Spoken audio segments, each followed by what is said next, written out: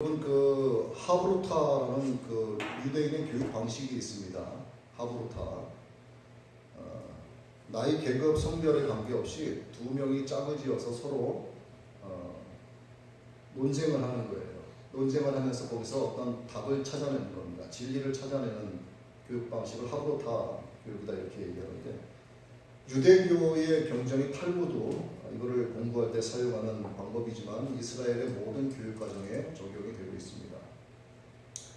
유대인들만의 독특한 교육 방법이긴 하지만 이것이 공부법이라기보다도 토론이다, 토론 놀이다, 이렇게 해도 무방하죠. 부모나 교사는 학생들이 하브루타를 통해서 서로 토론을 통해서 논쟁을 할 때 그 정답을 가르쳐 주지를 않습니다.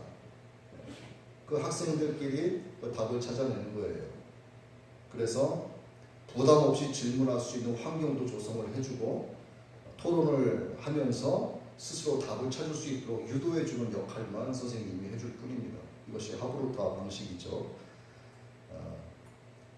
그래서 이러한 토론 과정을 통해서 지식을 완벽하게 체득할 수 있고 새로운 해결 방법을 찾아내는, 그렇게 지혜를 길러주는 그런 교육 방식을 유대인들은 지금도 이어가고 있습니다. 이 하브루타의 또 다른 장점이 뭐가 있냐면 정형화된 어떤 답도 있겠지만 토론하는 과정에서 다양한 시각과 문제를 해결해 나가는 견해가 넓어진다라는 그런 장점이 또 있어요. 그래서 하나의 주제에 대해서 찬성과 반대의 의견이 동시에 나오게 됩니다. 토론을 하게 되면 거의 그렇잖아요. 그래서 아이디어를 끌어낼 수 있는, 이것이 너무나 좋은 교육 방법이라서 우리나라에도 하브루타 교육 시스템을 도입을 해서 아직까지는 보편화되지는 않았지만 그래도 아는 사람들은 하브루타 교육 방법을 도입을 해서 학생들을 가르치기도 하고, 또 이걸 알고 있는 조금 깨어있는 부모들은 자기 자식에게 집에서라도 이 하브루타 방식을 도입을 해서 토론할 수 있는 어떤 그런 경쟁력을 이렇게 키워주는 그런 일도 좀 하고 있습니다. 그래서 두 사람이 모여서 이야기를 하면은요, 세 가지 의견이 나온다, 이런 이야기를 해요. 정답이 하나만 있는 게 아니다는 얘기죠. 이스라엘의 이런 격언은 바로 문화가 됐습니다. 이 하브루타가 거의 문화가 돼버린 거예요. 사도 바울도 마찬가지고 바나바도 마찬가지고, 이들도 어릴 때부터 부모로부터 다 하브루타 방식의 교육 시스템을 통해서 성장을 해온 사람들이었어요. 이건 뭐냐면 매우 긍정적인 사람이 되는 겁니다. 그러니까 토론을 통해서 어떤 승패를 가르는 것보다도 이 하브루타 토론을 통해서 논쟁을 하고 또 상대방의 의견에 대해서 경청을 하고, 이런 과정들을 매우 중요시하게 여기는 거예요. 그렇게 유대인들의 자녀 교육 방법은 아주 탁월하기로 소문이 나 있는 거죠. 여러분들도 다 아시겠지만 어려서부터 고상한 꿈을 갖고 매사를 긍정적으로 보고 생각할 수 있도록 이렇게 자녀들을 교육을 하고, 이들이 또 자라서 자기의 자녀들을 또 이와 같은 방법으로 교육을 하고 있습니다. 한 예로 구약의 다윗과 골리앗 이야기가 나오지 않습니까? 예를 들어서 이런 거죠. 아이에게 부모가 설명을 해줍니다. 얘야, 사울 왕이 이스라엘 군을 데리고 골리앗 군대와 싸울 때, 이 블레셋 군대하고 싸울 때 사울과 이스라엘 군대는 너무 무서워서 우리가 지겠다, 이렇게 두려워 떨었단다 하고 설명을 해주는 거예요. 그런데 다윗이라고 하는 소년이 있었어. 다윗은 그 골리앗을 보고 뭐라고 했을 것 같니? 라고 질문을 던져주는 거예요. 그럼 그 아이가 많은 생각을 합니다. 그리고 답을 하게 만드는 거예요. 그러면서 이제 질문을 던져준 아버지가 아이가 너무 어릴 때는 이에 대한 대답을 해주는 겁니다. 다윗은 이렇게 얘기했어. 야, 골리앗 저는 덩치도 크다. 저거 물맷돌 하나 던지면 잘 맞아주겠구나. 이렇게 생각을 했단다 하고 알려주는 거예요. 같은 내용이지만 생각이 전환된 거죠. 너무 덩치가 커서 무섭기 때문에 덜덜 떠느냐, 너무나 덩치가 크니까 볼 하나 제대로 던지면 저놈은 잘 맞아주겠다, 이렇게 생각하는 생각의 전환, 그게 긍정적인 면에 대해서 아이가 그것을 듣고 성장을 하는 거죠. 같은 이야기라도 가르치는 방법에 따라서 효과가 달라진다라고 하는 것을 이야기하는 겁니다. 그래서 우리나라도 하브루타 교육기관이 많이 생겼어요. 뭐 하브루타 미래 포럼 뭐 이런 것도 생겼고, 뭐 교육협회 하브루타 뭐 부모교육연구소 뭐 이런 것도 좀 생겼습니다. 하브루타 방식의 성경 토론도 있어요. 자, 우리도 하브루타 방식의 성경 토론을 한번 해봤으면 하는 생각을 갖고 있는데, 여건이 된다면 한번 해보고 싶습니다. 또 이 귀신 같은 놈들 가운데 하브루타 신천지도 생겼어요. 하브루타 신천지. 그놈들은 좋은 건 다 따라합니다. 이단들은 아무튼 좋은 언어는 다 갖다 써요. 하나님의 교회도 얼마나 좋습니까? 이 신천이라고 하는 단어도 상당히 좋은 단어예요. 새하늘과 새 땅이잖아요.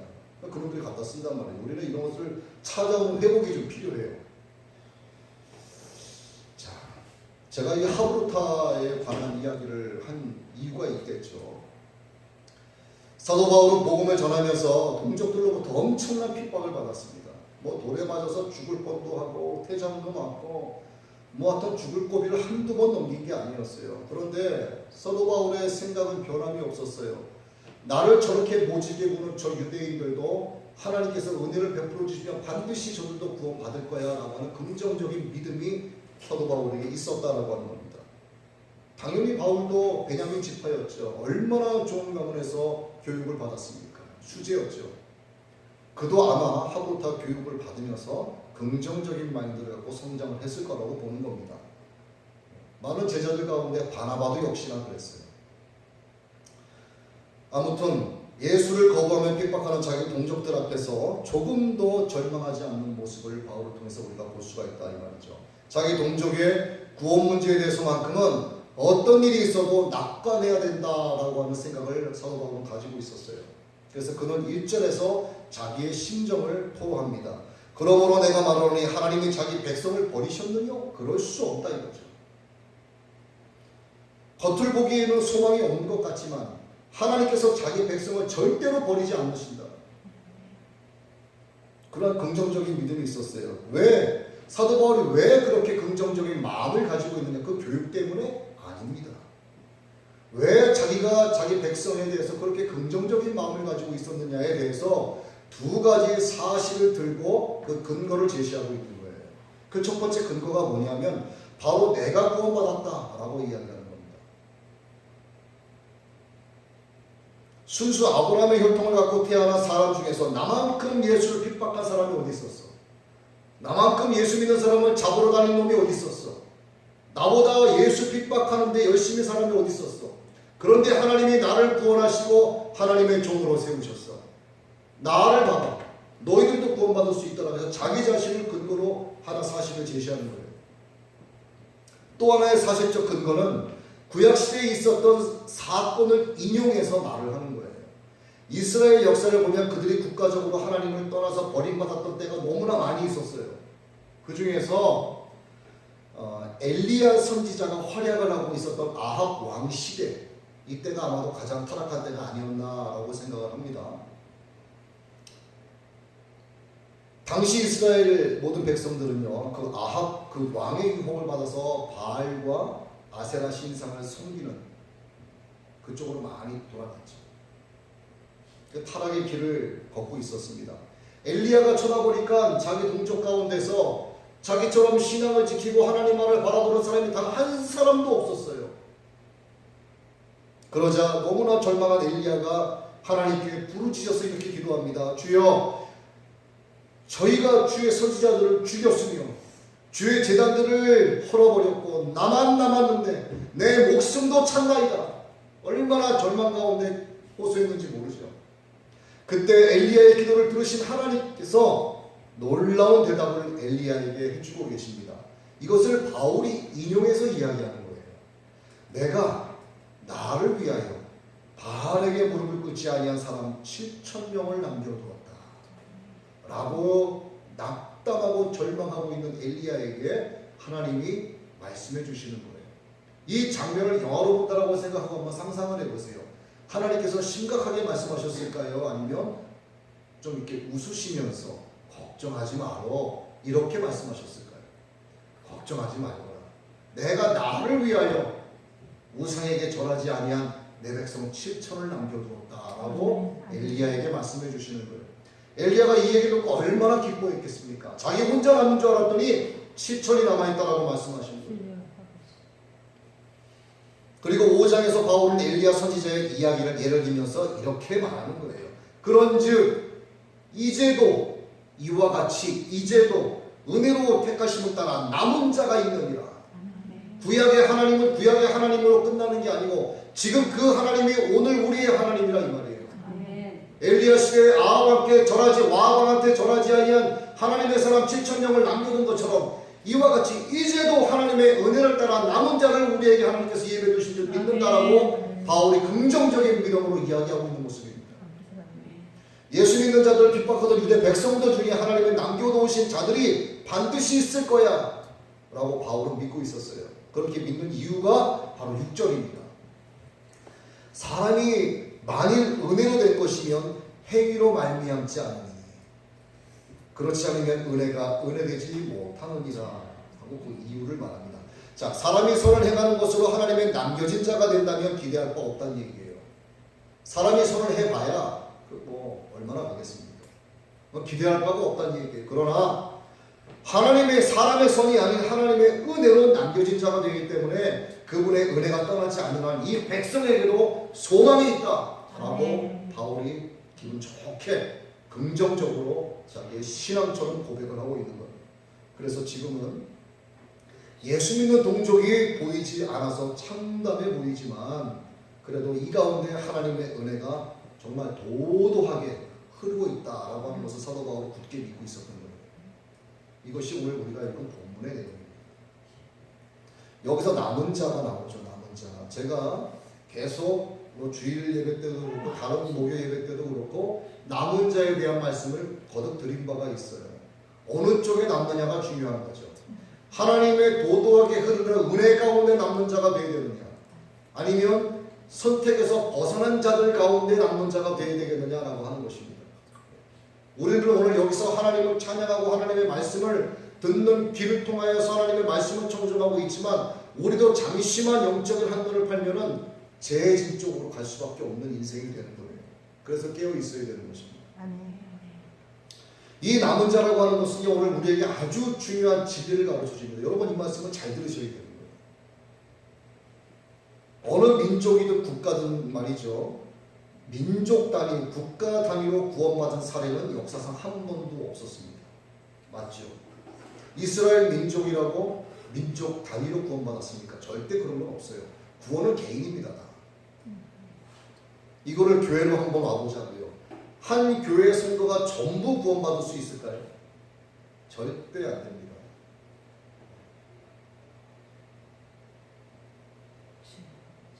어느 교회든 그 안에서 구원받을 수 있는 사람은 하나님의 은혜로 택함 받은 남은 자들만 해당이 되는 거예요. 모든 성도가 구원받기를 바라는 것은 우리의 소망일 뿐입니다. 소망일 뿐. 바울 당시 이스라엘 백성 가운데 남은 자에 속하지 못한 사람들이 많이 섞여 있었어요. 아주 많이. 이렇듯이 오늘 우리 교회 안에도 남은 자에 속하지 못한 교인이 굉장히 많습니다.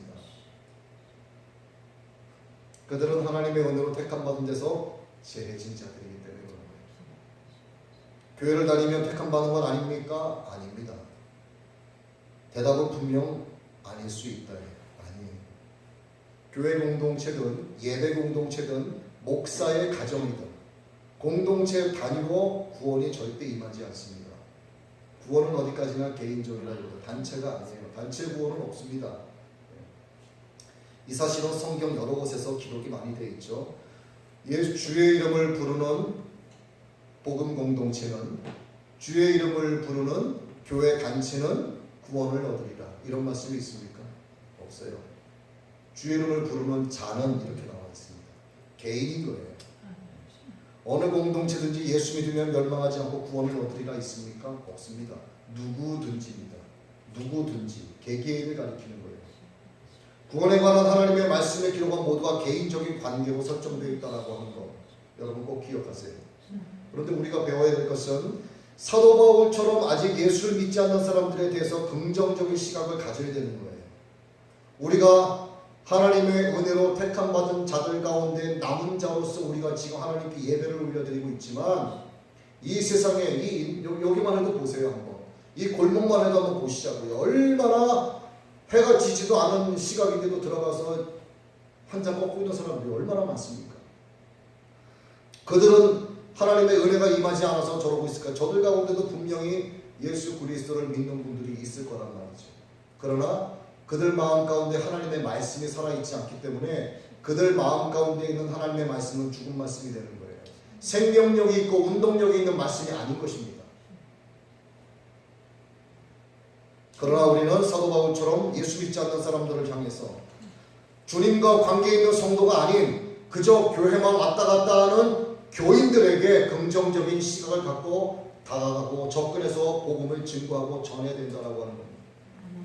그들이 아무리 도덕적으로 부패했을지라도 하나님의 은혜가 그들 가운데 완전하게 임해버리면 도저히 구원받지 못할 것으로 보이시는 그들 사이에서도 하나님의 택함받은 자들이 나타났다는 얘기죠.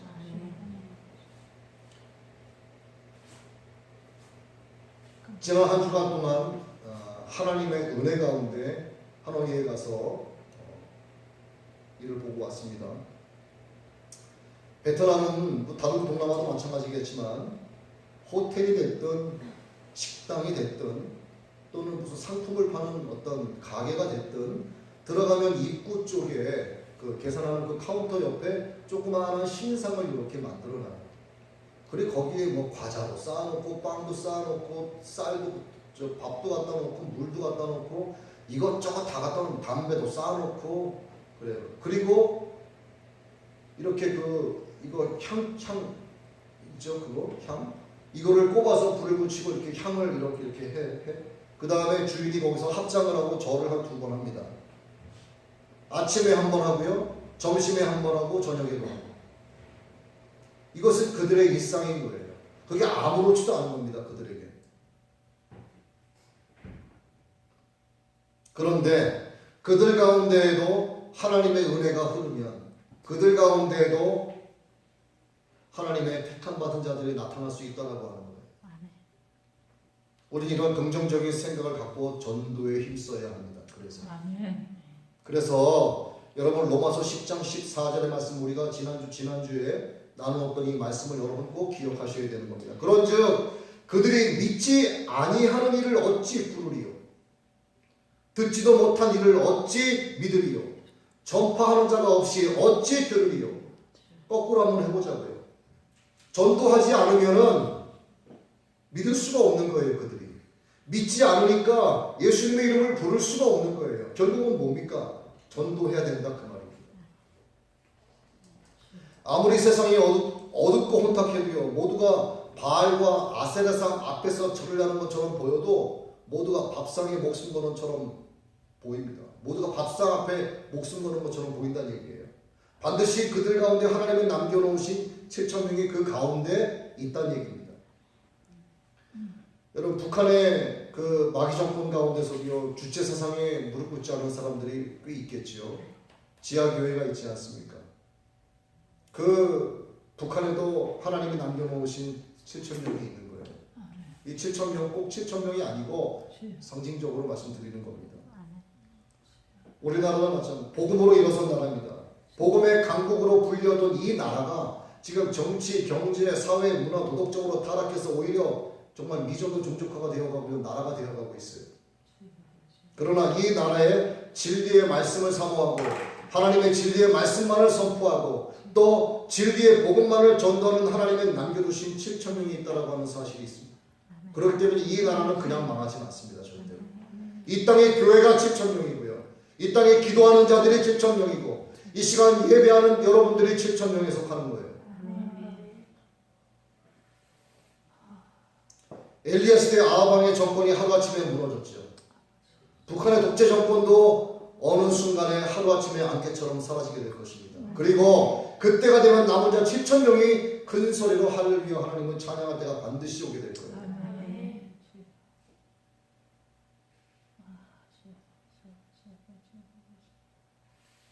오늘 본문 말씀 가운데 또 한 가지 다룰 주제가 있습니다. 한 가지는 남은 자에 포함되지 못한 자들에 대해서 잠깐 다루려고 해요.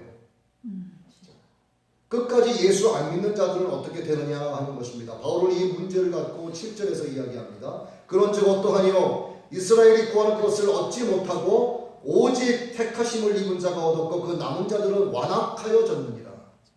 그들이 하나님의 은혜를 받고 싶어 함에도 불구하고 오히려 완악해졌다 이렇게 얘기합니다. 7절에서 남은 자들이란 뭐냐 이거죠. 7절에서 남은 자들은요 앞에서 말씀드린 하나님 편에서 남은 자들이 아니죠. 하나님이 택한 자들을 제외한 나머지를 가리키는 겁니다. 완악해지는 이유가 뭐냐 여러분 아시죠? 완악해지는 것. 하나님께서 무관심하면 그 완악해지는 사람이 되는 거예요. 하나님의 말씀의 법이 사람의 마음에 없으면 그는 패역해집니다. 완악은요 영적인 일에 대해서 무뎌진 상태를 얘기하는 거예요. 여러분 손으로 삽질을 많이 하던가 운동을 많이 하던가 하면은 손에 못이 박히지 않습니까? 구두살이 박히잖아요. 발에도 구두살이 박히지 않습니까? 이런 영적으로 구두살이 박히는 걸 완악해진다라고 이야기하는 거예요. 전혀 감각이 없는 겁니다. 8절입니다. 기록된 바 하나님이 오늘까지 그들에게 혼미한 심령과 보지 못할 눈과 듣지 못한 귀를 주셨다 함과 같으니라. 여러분 혼미한 심령과 보지 못한 눈과 듣지 못한 귀를 누가 주신 거예요? 누가 주셨어요? 하나님이 주셨어요. 그럼 그들이 완악해진 책임이 누구에게 있습니까? 논리적으로 한번 말씀해 보세요. 하나님께 책임이 있는 거죠. 그렇죠.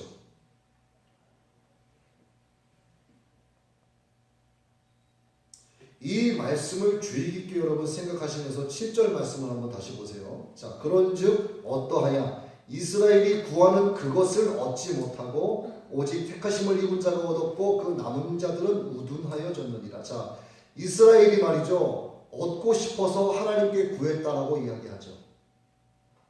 그런데 얻지 못했다라고 합니다. 하나님이 고의적으로 은혜를 거절하셨다라는 얘기가 되는 거예요. 그러니까 책임은 누구에게 있다고요? 하나님께 있다. 이렇게 해석이 되죠. 더 앞선 의미로는 완악하도록 하나님이 만드셨다 이렇게 되는 거예요. 그렇죠. 그러니까 완악해진 책임이 하나님께 있다라고 생각이 되는 거죠. 이 사실은 완악하게 되는 근본 원인이 사람의 부패한 심령 하나만이 아니다라고 하는 것을 얘기하는 거예요. 인간의 완악해지는 배후에는 불가사의한 하나님의 뜻이 숨어져 있다라고 하는 것을 이야기합니다. 다시 8절 말씀을 봅니다. 기록된 바 하나님이 오늘까지 그들에게 혼미한 심령과 보지 못할 눈과 듣지 못한 귀를 주셨다 함과 같으니라. 자, 인간의 본성이 완악함만이 아니라 하나님의 의도적으로 막으심으로써 생기는 완악함이 있다라고 하는 거예요.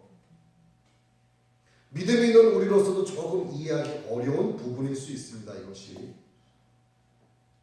여러분 하나님의 은혜가 뭐죠? 하나님의 은혜는요 말씀을 깨닫게 해주시는 거예요. 하나님의 은혜는 말씀을 생명의 법으로 알고 살아가게 하시는 겁니다. 내 눈으로 볼 수 없는 복음을 듣게 하시고 보게 하시는 거예요. 우리가 지금 이 땅에 있지만 우리는 천국을 살아가고 있는 사람들인 거예요.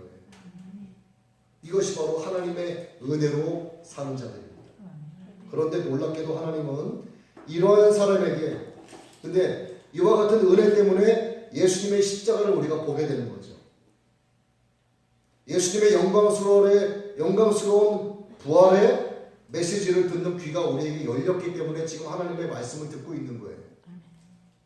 예수 그리스도가 나의 구세주입니다 라고 하는 사실을 고백하는 마음의 문이 우리에게 열려 있습니다. 이게 하나님의 은혜 때문인 거죠. 그런데 하나님께서 어떤 사람에게는 이 은혜를 주시지 아니할 뿐만 아니라 듣지 못하도록 귀를 막아버리시고요. 어떤 사람에게는 보지 못하도록 눈을 막아버리시고 어떤 사람에게는 혼미한 심령을 주시는 거예요. 하나님이 이렇게 만드시며 다음과 같은 무서운 저주가 그에게 임하게 되는 겁니다. 바울은 시편을 인용해서 오늘 본문에서 하나님의 저주를 말하고 있는 거예요. 혼미한 심령이 있고 듣지 못한 귀가 있고 보지 못하는 눈을 가진 자에게 어떤 저주가 임하느냐. 9절입니다. 또 다윗이 이르되 그들이 밥상이 올무와 덫에 거치는 것과 봉이 되게 하시옵고 그들의 눈을 흐려 보지 못하고 그들의 등은 항상 굽게 하옵소서. 정말 무서운 저주입니다, 여러분. 이것은 이 저주는요 어느 세대를 막론하고 임하고 있습니다. 지금 이 시대도 마찬가지죠. 그들의 밥상은 올무와 덫이 되는 거예요. 예수 믿으면 밥 먹여주냐? 이런 얘기하죠. 야, 교회 나가면은 뭐 누가 떡을 주냐? 예수보다 중요한 게 떡이에요. 믿음보다 중요한 게 밥입니다. 그들의 밥이 올무가 되고 덫이 된 거예요. 예수 못 믿도록 막아서는 걸림돌이 된 겁니다. 그들의 밥상이.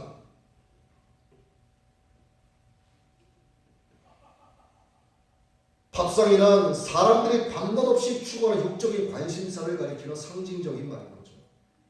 먹고 마시면서 즐거워하는 것을 바라지 않는 사람이 어디 있겠습니까? 여러분, 이것은요 하나님이 은혜로 주신 분복이에요.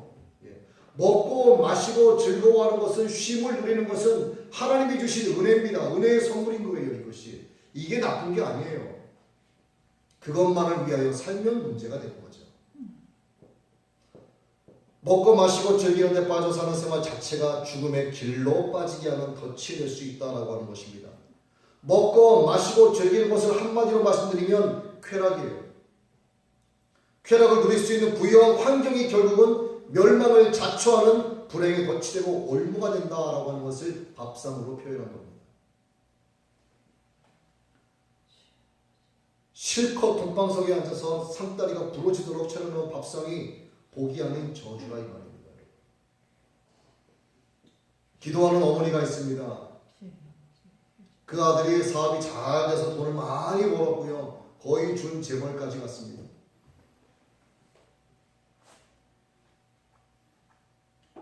그 아들이 결국 예수 안 믿고 죽었어요. 그 부유함이 그에게 저주가 됐습니까? 축복이 됐습니까? 그 아들의 밥상은 올무와 덫이 된 거예요.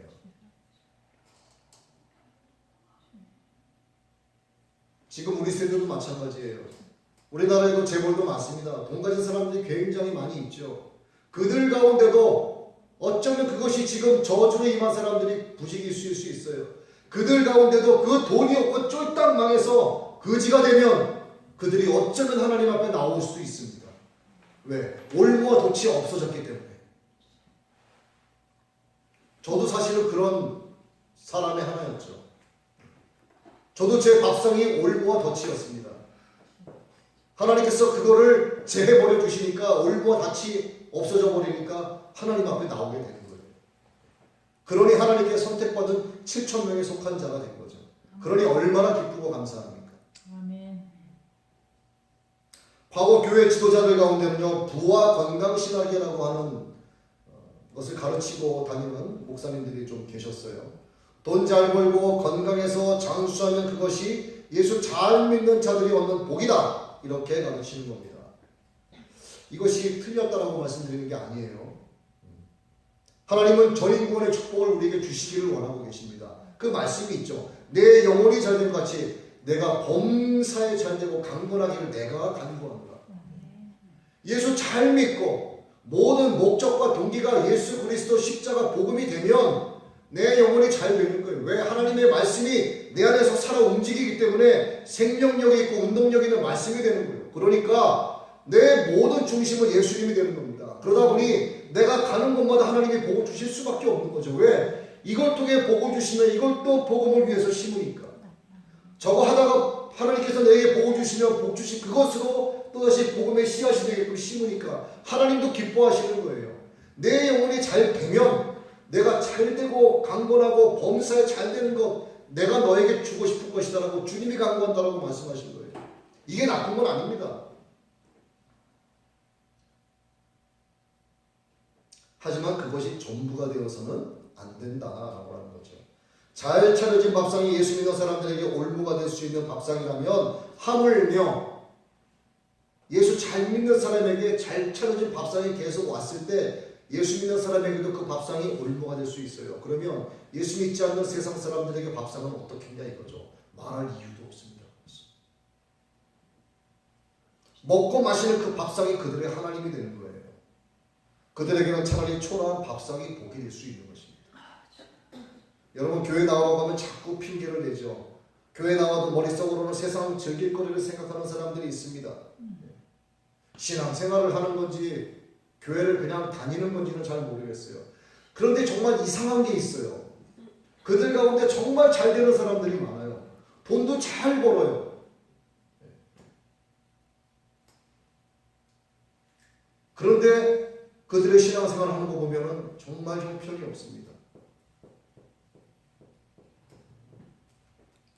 목사가 그분에게 신방 가서 기도를 해줄 때 하나님 이 김 집사님에게 큰 재물의 축복을 주셔서 감사합니다라고 기도하는 게 맞을까요? 아닙니다. 여러분 이렇게 축복하는 목사님들의 말에 속아 넘어가시면 안 됩니다. 절대로. 그것은 축복 기도가 돼서는 안 되는 거예요. 오히려 그것이 그 사람의 저주가 되고 있는 것입니다. 그래서 그분들에게는 그분의 들으면 기분 나쁘죠. 시험받을 수 있죠. 오히려 그런 사람들을 위해서는요, 그 재물의 축복이 아니고 재물이 없어져서 하나님 앞에 나오게 해달라고 기도해야 되는 거예요. 저는 그렇게 기도하는 사람이 한 사람이 있습니다. 지금. 아예 쫄딱 망하고 다시 다 잃어버려서 하나님 앞에 나와서 완전하게 무릎 꿇게 해주옵소서라고 기도하는 대상자가 한 사람이 있어요. 저한테. 여러분들 가운데 계실까요? 안 계실까요? 여러분들은 없어요. 우리나라에도 없어요. 다른 나라에 살고 있는 사람이에요.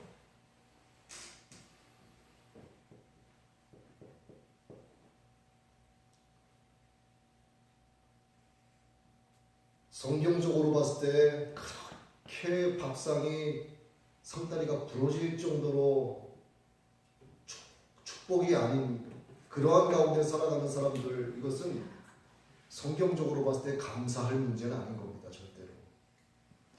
만약에 그것으로 인해 구원받지 못하면 하나님은 그를 버리신 거예요. 그를 내버려 두신 겁니다. 그들에게 잘 차려진 밥상이 올무와 덫이 되는 저주가 된 거예요. 이런 의미에서 우리는 하나님 안에서의 진정한 행복과 형통이 무엇인지에 대해서 다시 한번 깊이 돌이켜 생각을 해봐야 됩니다. 아멘. 예수님도 밥상에 관한 경고를 하셨어요. 예수님도 말세가 되면 밥상이 올무가 되어서 망할 자들이 많을 거다라고 예수님이 경고하신 말씀을 봅니다.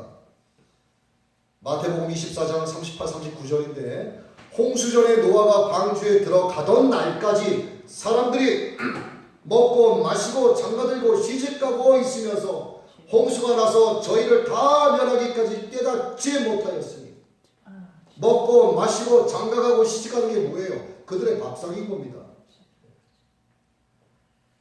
그 밥상에 정신 팔려서 방주에 물이 닫힐 때까지 빗방울이 뚝뚝 떨어지는 그 과정에서도 조롱한 겁니다. 물이 차오르기 시작하니까 그때 가서 겁먹은 거죠. 하나님은 모든 것에 대해서 계시를 다 하십니다. 여러분, 방주가 산 중턱에서 지어졌죠. 거기서 건조가 됐죠. 사람들이 찾아와서 120년 동안 짓는 건조되는 방주를 봤을까요? 안 봤을까요? 그 시대의 뉴스거리였을 겁니다. 일부러라도 거기 찾아와서 그걸 보고 있었을 거예요. 그리고 조롱했겠죠. 건조돼 가고 있는 배 밑창을 그들이 바라봤을까요? 안 바라봤을까요? 바라봤어요. 위에 가서 보지는 않았겠죠. 밑에서 건조되고 있는 배의 모습을 밑바닥에서 이렇게 올려보고 있는 것입니다. 이것이 뭡니까? 바로 이것이 뭔가요? 그들이 물속에 빠져서 물에 떠있는 배 밑창을 바라보게 될 거라고 하는 것을 계시하는 거예요. 그들이 그렇게 죽어갈 거다라고 하는 것을 그들은 산 중턱에서 건조되고 있는 방주를 보면서 그들의 죽음을 성경을 계시한 겁니다. 이 세상의 종말, 인생의 종말도 마찬가지예요. 반드시 그 증세가 나타나고요. 그 계시가 다 되어 있습니다.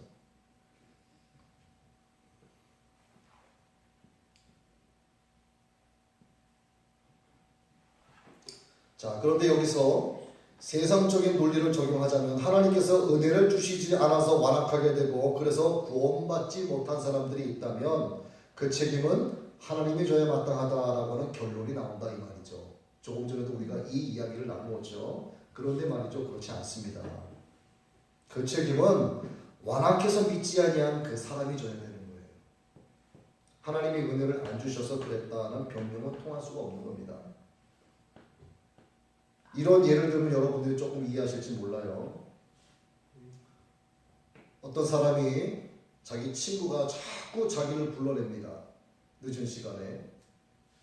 오랜만에 만나서 술 한잔 하자. 너희 동네 와서 지금 친구들하고 술 한잔 마시고 있으니까 좀 한 번만 나와라. 싫은데 억지로 나갑니다. 나가서 술을 안 마시려고 그러고 있는데 자꾸 한 잔만 권하니까 한 잔 마신 거예요. 그러다 보니까 두 잔이 되고 한 병이 되고 두 병이 되는 거죠. 그러다 보니까 이제 취했습니다. 집도 멀지 않고 몇 킬로만 가면 되는 거리야. 그런데 이 친구가 차를 놓고 가야 되는데 차를 가지고 간대요. 금방 간다는 겁니다. 만류하는 거죠. 너 차 가지고 가면 위험하다. 끝까지 고집을 부려서 차를 끌고 가요. 그러다 깜빡 죽어서 앞차를 세게 들이받았습니다. 사고가 나서 사람들이 다쳤어요. 경찰이 와서 유치장에 갇혔어요. 그 다음날 수리께서 조사를 받았어요. 이 친구가 이렇게 얘기합니다. 내가 왜 잘못이 있느냐? 나는 안 나가려고 했는데 친구가 나를 자꾸 나오라고 했으니까 그 친구가 잘못이 있지. 얘기가 됩니까? 왜 내가 잘못이 있느냐? 내가 마신 술이 문제가 아니냐? 말도 안 되는 변명하는 거예요. 하나님은 책임이 없는 겁니다.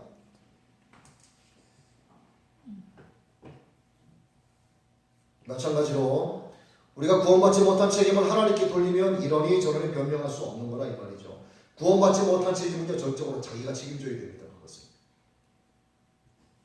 사람의 이러한 변명은 아담에게서 처음 나타나죠. 하나님이 내게 주신 저 여자 때문에 내가 그걸 먹은 거 아닙니까? 왜 하나님이 나를 잠들게 해서 갈빗대를 뽑아서 저 여자를 만들어서 나로 하여금 선악과를 먹게 하셨습니까? 내가 그렇게 만들어 달라고 했습니까? 라고 기록은 안 되어 있지만 거의 그런 분위기로 하나님께 따지고 드는 아담의 모습이 나옵니다. 예. 자꾸 책임을 회피하고 있는 거죠. 아니 선악과 먹은 게 하나님 책임이에요? 아니죠. 죄에 대한 책임은 죄를 지은 그 자가 져야 되는 겁니다. 하나님은 선택의 문제에 대해서는 신앙생활을 하시는 분 가운데 불쾌하게 생각하시는 분들이 많아요. 하나님의 선택의 문제에 대해서 특히 나름 자기가 지식인이고 좀 유식하다고 생각하는 영적으로 무지한 자들, 세상적으로는 지식인이고 매우 유식할지는 모르지만 영적으로 매우 무지한 자들이 그런 생각들을 많이 합니다. 그런 하나님이면 나는 믿음 안 받겠다는 얘기예요.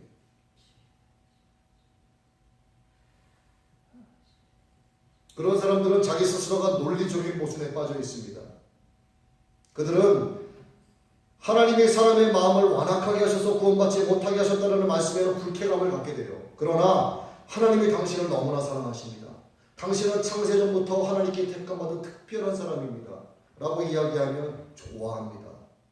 모순이 있는 거예요.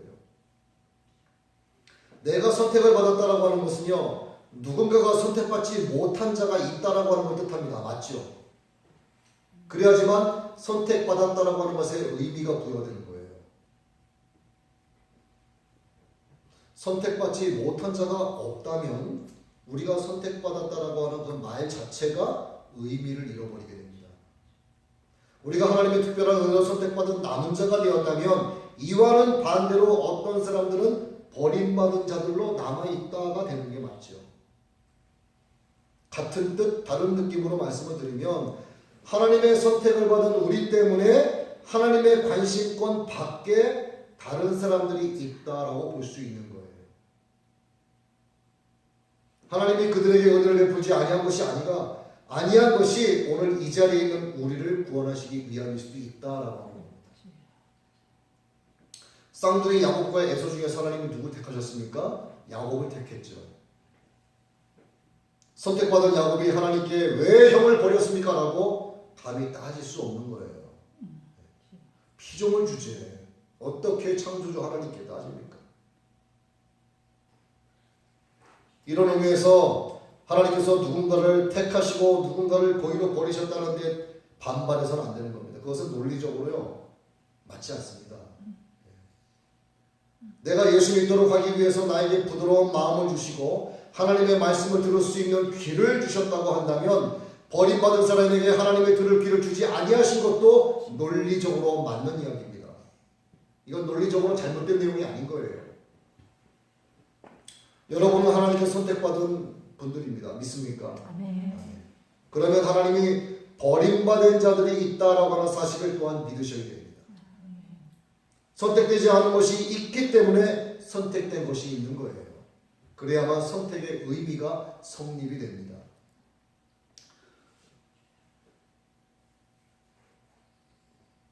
사람의 마음의 완악함이 구원받지 못하는 이유의 전부가 아니다라고 하는 거예요. 거듭 말씀드리지만 여기에는 보이지 않는 하나님의 어떤 뜻이 작용되고 있는 것을 이야기합니다. 이 뜻에 따라서 하나님은 어떤 사람에게는 복된 소식을 듣게 하시고 어떤 사람에게는 듣지 못하게 하시는 겁니다. 그래서 지난 주일 우리 현성 목사님 설교 가운데 이런 말씀이 있었어요. 복음은 공개되었지만 어떤 사람들에게는 그 복음이 끝까지 비밀로 남게 된다.